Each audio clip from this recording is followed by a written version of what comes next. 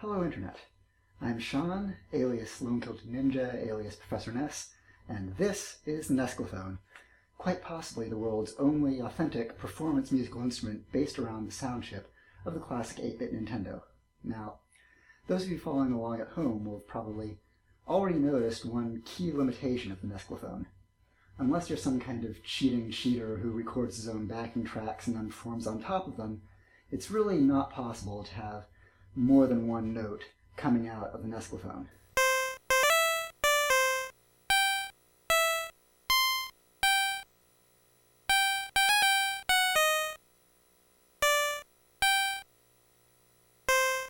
Now, there are some technological reasons for that. For starters, the NES only has 3 tonal sound channels, meaning the largest block chord you'll ever be able to make is 3 notes, but the more difficult one is the fact that there is no way to get more than one button press off of the power glove in a single call. Now, regular NES pad, you ask for the state of the buttons, you get 1 byte, 8 bits, 1 bit for each of the 8 primary buttons on the pad. But there's so much more data they needed to get off of the power glove, including just rotation, motion, etc., that you ask for the state of the buttons on the power glove and you get 1 byte, which is not the status of all the buttons, it is the numeric index of the lowest number button pushed. So if you press button 1, you get the number 1. If you press buttons 1 and 3, you get the number 1. So in order to have any harmonics coming out of the power glove, you have to be a little bit creative. But in Nesglovphone 1.3, I was a little creative. So to generate any sort of harmonies, you're primarily interested in the intervals between 2 notes. And since, as explained, you can't just hit 2 buttons and play 2 notes, instead, there are new additions to the editing interface, the button mapping. If you enter the button mapping interface and point at the note you want and press the A button, then you'll see a new little A marker show up. And whatever interval is between the anchor and that A marker will then be played against any other note that you press on the glove. So if you point at, say, F4, the F above middle C, press the A button, then you open up the whole world of harmonic possibilities based on 4 major steps between a note and another note.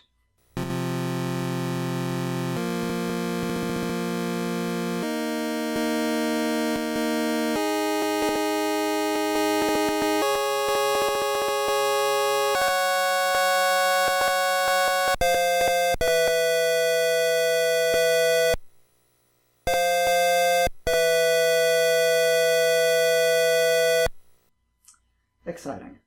But if you think about it, there aren't really all that many pieces based purely around one harmonic interval. More often you're going to want to play chords or series of harmonies based around a single root note. Now, Nesglovphone 1.3 also allows for that. Again, in the button mapping editing interface, point at any note and press the B button. That will put a B marker on the staff, which works a little bit differently from the A marker. Whenever you play a regular note with the B marker set, whatever note the B marker is set on will be played regardless of the other note being played. So if you, say, place the B marker on lower C, then you can get a series of harmonies based on notes in conjunction with lower C. But even that has its limits. Most pieces of music have chord progressions. They aren't just based around a single note. And technically, Nesglovphone has had the ability to change notes, change chords, change progressions for a few versions now. All you have to do is figure out where you left the player 2 controller in the middle of playing your whatever. Find the player 2 controller and use up or down on the player 2 controller to change your button mapping, and then put controller 2 down, go back to playing, oops, you need to change, pick up controller 2, change your button mapping, put controller 2 down, go back to play. that takes a lot of time and is rather obnoxious if you're trying to create real music. So, as of Nesglovphone 1.3, we have yet another new feature. Rather than having to go all the way to controller 2 to change your button mapping, you can just use in play mode. Now mind you, in button mapping mode, A and B set the A and B markers as already discussed. In play mode, A and B are quick switches for your button mapping, which makes playing pieces of music that transition between chords that much easier.